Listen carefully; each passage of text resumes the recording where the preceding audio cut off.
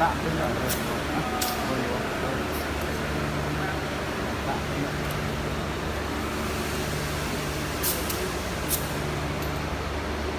Vâng, xin chào tất cả anh em mình tính.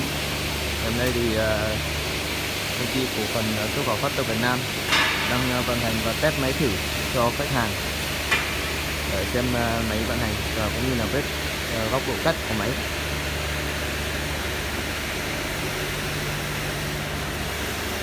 Thì trước mặt của anh em đây là đang test thử vận hành thử con máy cắt F88 thế hệ mới nhất của tháng 7 2019 của bên công ty Factor chúng tôi.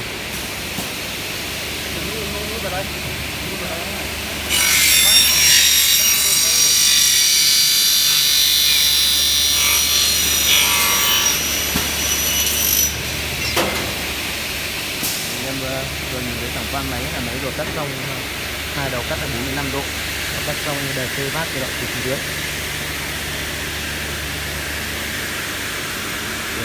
Góc rất Hơi có bao bia nhỉ?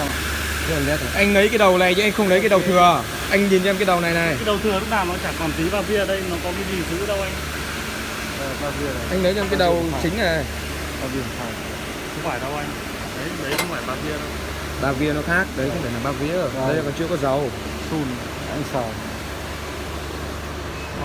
Này mà anh bỏ bao bia.